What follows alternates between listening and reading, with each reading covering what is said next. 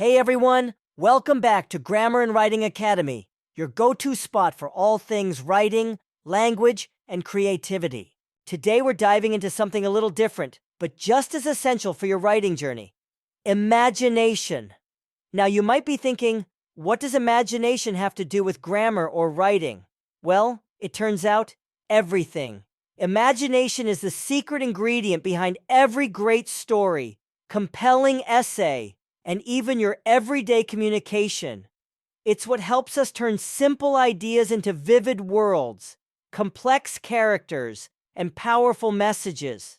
If you're ready to unlock your creative potential and discover the power of imagination, make sure to like, subscribe, and hit that bell icon so you never miss out on our latest tips and tricks. Let's get started.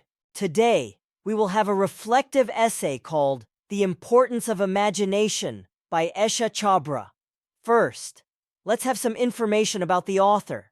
Esha Chhabra, born 1991, is a journalist who has written for the New York Times, the San Francisco Chronicle, and The Guardian. Chhabra is a graduate of Georgetown University and studied global politics at the London School of Economics. Now, our lovely learners, let's read what Esha Chhabra wrote. Are you ready? Let's go. While growing up, I'd never really considered how important it is to be imaginative. It's a childhood profession, you could say. It comes naturally. Then we hit an age when we're presented with a scantron of bubble-in options, a template for a CV that we need to create, and Excel. At that point, our learning has to fit into certain parameters, within that little bubble, within the one-page limit, and within a tiny digital graph. So, what happens to our imagination? It seems to fade. As I am, doesn't help. The assumption that you're more apt for engineering or medicine is like a nagging tail. We have a so-called fondness for numbers, apparently. If you're Asian, you must be good at math. Of course. Well, then I turned out to be an oddball. I developed an affinity for words and images instead. At the age of 12, my dream was to be a professional doodler, which could turn into a career as a cartoonist, if it went well. And my parents indulged me in that dream. Unlike others who may have thought that was ridiculous, they got me drawing books. When my mother saw me sitting idle or falling asleep among a pile of school books, she'd suggest, "Why don't you draw for a bit?" Over a decade later, little has changed. She still chuckles at my drawings, tells me to draw more often, and has preserved that notebook. As I grew older, as the reading list of books grew longer, the assignments tougher, and jobs took up any spare time as a student in college, that ability to just sit down and pour your imagination onto a blank canvas began to disappear. Rather, that creative side had to reinvent itself. My high school history teacher once told me that history is not a timeline. It's a story. She threw out the linearity of history. She made what was dry and ancient charming, engaging, and at times, even humorous. That was her imagination at work. And it helped me develop a love for the social sciences. Our imaginations can be quite contagious, I learned. But can this love for the imaginative ever find a place in the real world? Certainly. Imagination creates not just fairy tales and children's books, but a new vision for the way we conduct our lives. Imaginations challenge the norm, push boundaries, and help us progress. We need to encourage more creativity. Forget the CV for a bit. If we encourage that brilliant math student to be imaginative as well, he could use those algorithms to innovate. If we encourage the biology student to be imaginative as well, she could design a new sustainable fuel source for us. If we encourage that economics buff to be imaginative as well, he could build a new people-friendly business model. The tools are there.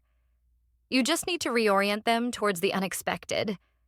That's where creativity, at home, in the classroom, and in the workplace, is so essential.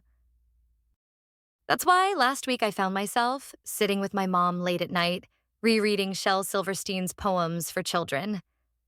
Turns out they're just as good for adults, maybe even better. This was the reflective essay that Esha Chhabra wrote. Let's have a summary on what we have just read. Summary. In this reflective essay, The Importance of Imagination, Esha Chhabra describes how imagination changes as you grow older. She says that when you are young, it comes naturally, and that as you get older, your imagination has to fit within certain constraints, and you have less spare time to think. Luckily for Chhabra, her parents indulged her interest in making art and encouraged her to draw more. Chhabra argues that imagination is important in the real world. We use our imagination to solve problems and encourage creativity. After having a look on the background, let's move to the insight. Insight. It's easy to think that imagination is only important for those people with careers as writers and artists, and that it is of less use to those with serious careers. But this is wrong. Solving problems in any field is about coming up with novel ideas. Now, let's talk about the background of this reflective essay. Background, a curriculum vitae, or CV, is a short account of a person's background, skills, education, and work experience. In the United States, a CV is similar to a resume. Resumes are usually no longer than 1 page. Many employers require these documents for job applications and look at them carefully to decide who they should hire. So, after explaining the selection, let me ask you some questions.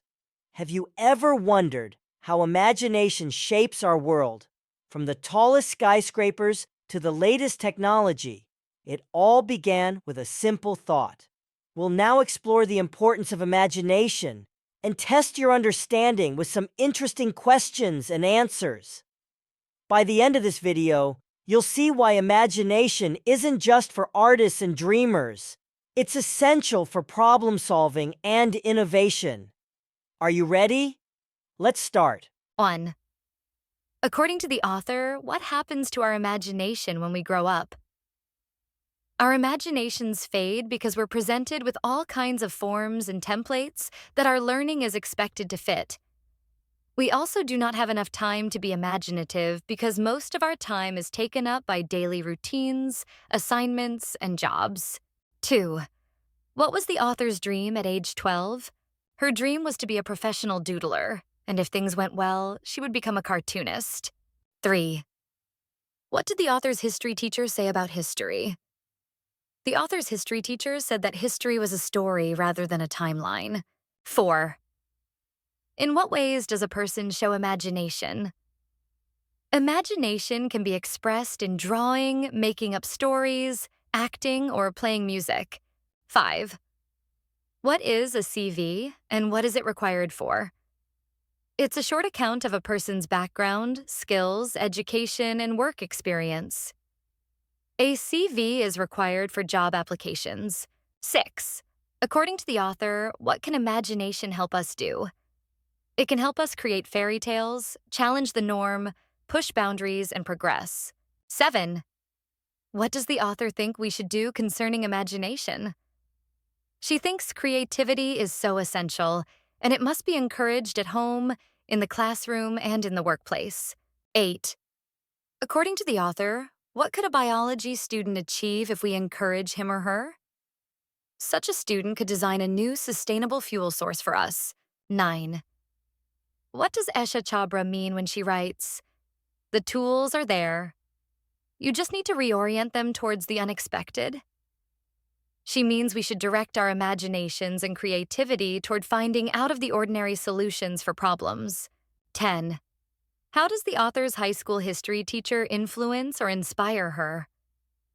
The teacher helps her develop love for social studies and tells her that history isn't a timeline. It's a story. 11. What point does the author make when she describes reading Shel Silverstein's poems with her mom? Her point is that grown-ups can enjoy and appreciate imaginative things too. 12. What is the central idea of the text? Imagination can be in any field of study, and it's so essential. 13. How does the author's mother influence or affect her? Her mom encourages her to take breaks from studying to draw. This helps the author realize the importance of imagination. 14. According to the author, what happens to our imagination when we get older? She thinks imagination fades when we get older. 15. What is the main effect of the author's culture on her growing up? People assume that she wants her career in math or science. So, imagination is the spark that lights the way to innovation and creativity. Remember, every great idea starts with a simple thought, just like the ones we explored today. If you enjoyed this video and learned something new, support the channel by giving it a like, sharing it with your friends, and subscribing for more educational content. Your support helps me create more videos to inspire and educate. And don't forget to leave a comment with your thoughts or questions. I'd love to hear from you. See you soon. Goodbye.